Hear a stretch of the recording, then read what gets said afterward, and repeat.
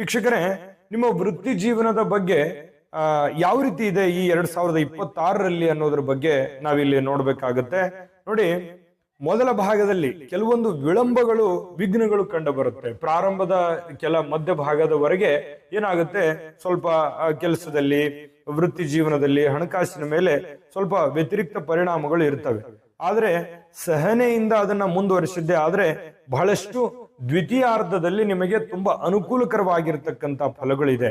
ಇನ್ನು ಮಧ್ಯ ವರ್ಷದ ಈ ಮೇ ಅಥವಾ ಜೂನ್ ಇಂತಹ ಒಂದು ಸಂದರ್ಭದಲ್ಲಿ ಏನಾಗುತ್ತೆ, ಹಣಕಾಸು ಕ್ಷೇತ್ರದಲ್ಲಿ ಬಹಳಷ್ಟು ಲಾಭಗಳು ಆಗ್ತವೆ, ಮತ್ತೆ ಸವಾಲುಗಳು ಇರ್ತವೆ.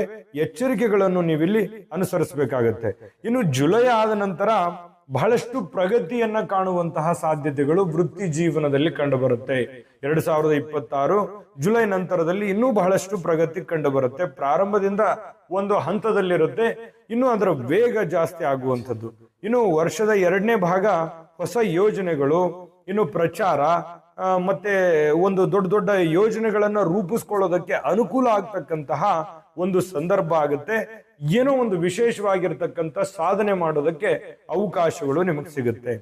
ಇನ್ನು ಈ 2026ರಲ್ಲಿ ಪ್ರೀತಿ ಮತ್ತು ಸಂಬಂಧಗಳು, ಈ ಸಂಬಂಧಗಳನ್ನು ಯಾವ ರೀತಿ ಇಟ್ಕೋತೀರಿ ಅಂತಂದ್ರೆ, ನೋಡಿ, ಈ ವರ್ಷದ ಮೊದಲ ಭಾಗದಲ್ಲಿ ಈ ದಾಂಪತ್ಯ ಅಥವಾ ಪ್ರೀತಿ, ಪ್ರೇಮ ಅಥವಾ ಸಂಗಾತಿ ಸಂಬಂಧಗಳು ಗಾಢವಾಗಿರ್ತಕ್ಕಂಥದ್ದು, ತುಂಬಾ ಗಟ್ಟಿಯಾಗಿರುತ್ತೆ.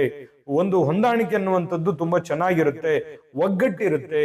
ಆ ಒಗ್ಗಟ್ಟಿನ ಪರಿಣಾಮ ಇದೆಯಲ್ಲ, ತುಂಬಾ ಒಳ್ಳೆ ರೀತಿಯಲ್ಲಿ ಪರಿಣಾಮಗಳು ಬೀರುತ್ತೆ. ಅಂದ್ರೆ ದಾಂಪತ್ಯ ಜೀವನದಲ್ಲಿ, ಪ್ರೀತಿ ವಿಶ್ವಾಸದಲ್ಲಿ ತುಂಬಾ ಚೆನ್ನಾಗಿರುವಂತದ್ದು ಮೊದಲ ಅರ್ಧದಲ್ಲಿ 6 ತಿಂಗಳು.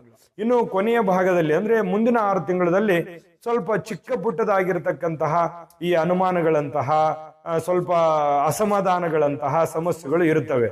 ದೊಡ್ಡ ಸಮಸ್ಯೆ ಅಲ್ಲದೆ ಇದ್ರೂ ಕೂಡ ಅದನ್ನ ತಾಳ್ಮೆಯಿಂದ ನಿಭಾಯಿಸುವಂತಹ ಕೆಲಸವನ್ನ ನೀವಿಲ್ಲಿ ಮಾಡ್ಬೇಕಾಗತ್ತೆ.